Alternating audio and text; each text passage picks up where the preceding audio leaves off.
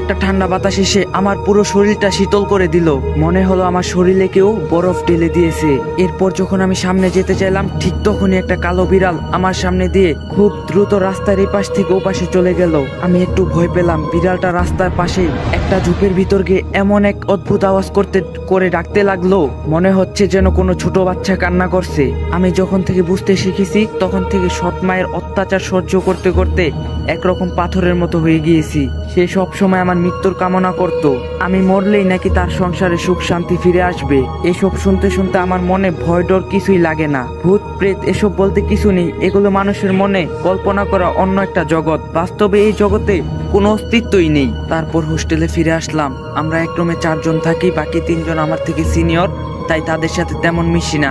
আমার মতো আমি থাকি। আর একাকিত্ব আমার খুব পছন্দ। একাকিত্ব যে আপন করে নিতে পেরেছে তার যে বড় সুখী মানুষ এই পৃথিবীতে আর কেউ নেই। রাতে খাওয়া দাওয়া করে বই নিয়ে বসলাম, কিন্তু আজকে যেন ঘুম আমার উপর ক্রাশ খেয়েছে। বসে থাকতে পারছি না, কখন যে বইয়ের উপর মাথা রেখে ঘুমিয়ে পড়ছি বলতেই পারবো না। আমি একটা ফাঁকা মাঠে দাঁড়িয়ে আছি। দূর দূরান্ত পর্যন্ত একটা গাছপালাও নেই। আমি ক্লান্ত চোখে চারপাশে তাকাচ্ছি। হঠাৎ আমার চোখ গেল পিছনের দিকে। সাদা পোশাক পরা 2 জন লোক একটা মেয়েকে কবরের মতো একটা গর্তে নামাচ্ছে। মেয়েটা চিৎকার করে আমাকে বলছে, রিস্পা আমাকে সাহায্য করো, ওরা আমাকে মেরে ফেলছে, আমাকে বাঁচাও। একটা বিকট শব্দে আমার ঘুম ভেঙে গেল। তার মানে এটা স্বপ্ন ছিল। খেয়াল করলাম যে শব্দে আমার ঘুম ভেঙে গেছে সেটা অ্যাম্বুলেন্সের সাইলেন্ট। তখন প্রায় ভোর হয়ে গেছে। তার মানে টেবিলের উপর মাথা রেখেই সারা রাত ঘুমিয়েছিলাম। অ্যাম্বুলেন্সের শব্দ যেনই থামছেই না। এত বিরক্ত হলাম যে বলে বোঝাতেই পারবো না। শব্দটা যেন আমাদের বিল্ডিং এর নিচে থেকে আসছে। আশ্চর্য ব্যাপার হলো আমার রুমের আপুরা দিব্যি নাক ডেকে ঘুমাচ্ছে। আমি সেই দিকে খেয়াল না করে ভাবতে লাগলাম, এত সকালে অ্যাম্বুলেন্স কেন আমাদের বিল্ডিং এর নিচে? কেউ কি মরলো নাকি? বিরক্ত নিয়ে ব্যালকনিতে যাওয়ার জন্য হাঁটা দিলাম। দেখি সকাল সকাল অ্যাম্বুলেন্স কেন আসলো। ব্যালকনিতে গিয়ে দেখলাম একটা অ্যাম্বুলেন্স দাঁড়িয়ে আছে নিচে, কিন্তু সেখানে কোনো মানুষ নেই। অ্যাম্বুলেন্সের সাইলেন্ট বেজেই চলছে। কিছুক্ষণ পরে অ্যাম্বুলেন্স থেকে 2 জন সাদা পোশাক পরা মানুষ নামলো। আর এমন 2 জন লোককে কোথায় যেন দেখছিলাম মনে হয়। একটু মাথা খাটাতেই মনে পড়লো কিছুক্ষণ আগে এমন 2 জন লোককে স্বপ্নে দেখেই তো ঘুম ভাঙলো। এখানে কি হচ্ছে আসলে? আমি এক নজর তাকিয়ে আছি সেদিকে। তারা 2 জন গিয়ে গাড়ির পিছনে পাট খুলে খুব যত্ন করে একটা লাশ নামালো, সাদা চাদর দিয়ে ঢাকা। আমি এখনো বুঝতে পারছি না আসলে লাশটা কার। সেখানে অন্য কোনো মানুষ ছিল না। তারা লাশটা নামিয়ে 2 জন লাশের 2 পাশে দাঁড়ালো, মানে একজন পায়ের কাছে আরেকজন মাথার কাছে। হঠাৎ একটা দমকা হাওয়ায় লাশের মুখের উপর থেকে চাদরটা সরে গেল। আমি চোখ বড় করে তাকিয়ে আছি। এটা আমি কি দেখছি? আমার কলিজা শুকিয়ে গেল। এই লাশ আর কারো না, বরং আমার লাশ।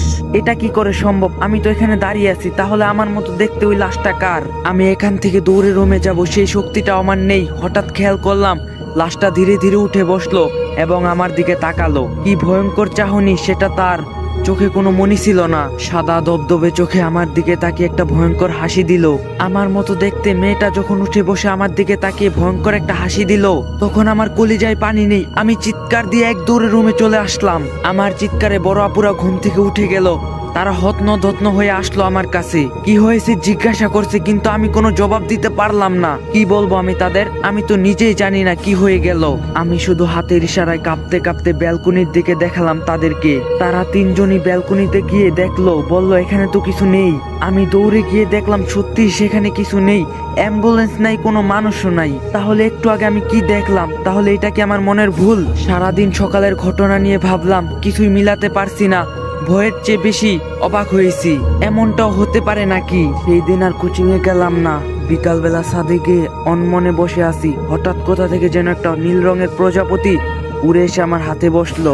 আমি হাত নড়ালাম না। প্রজাপতি আমার ভালো লাগে খুব। আর এটা অন্যরকম একটা প্রজাপতি, দেখতে খুব অদ্ভুত। কিন্তু হাতে কেমন জানি ব্যথা অনুভব করলাম। আস্তে আস্তে ব্যথাটা বাড়তে লাগলো। আমি আঙ্গুল দিয়ে স্পর্শ করতেই ফুরুত করে উড়ে গেল। উড়ে গিয়ে একটা ছোট্ট ফুল গাছের উপর বসলো। খেয়াল করলাম ফুল গাছের পাতাগুলো ধীরে ধীরে সবুজ থেকে কালো হয়ে যাচ্ছে, যেমনটা আগুনে পুড়ালে হয়। আমি বসা থেকে উঠে গেলাম। আবার কিছু একটা হচ্ছে। আমি দৌড়ে গিয়ে প্রজাপতিটা তাড়িয়ে দিলাম হাত দিয়ে। কিন্তু এবার আমি খুব ভয় পেয়ে গেলাম, কারণ আমার হাতটা কালো একটা দাগ বসে গিয়েছে, ঠিক যেখানে প্রজাপতিটা বসেছিল।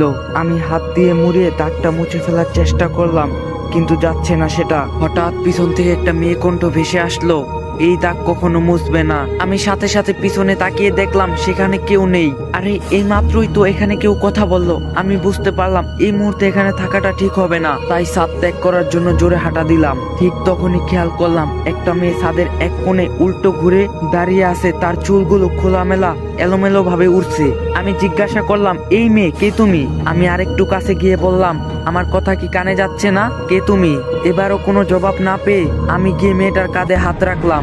তার শরীর প্রচন্ড ঠান্ডা ছিল। আমি সাথে সাথে হাতটা সরিয়ে নিলাম। এবার মেয়েটা আমার দিকে ঘুরে তাকালো। নীল চোখ, খুব সুন্দর মায়াবী চেহারার একটা মেয়ে। আমার চেয়ে বয়সে ছোটই হবে, তাই জিজ্ঞাসা করলাম, তুমি কে? আগে তো তোমাকে কখনো দেখিনি। তুমি রিস্পা মানে? তাহলে আমি কে? আমার নাম তো রিস্পা।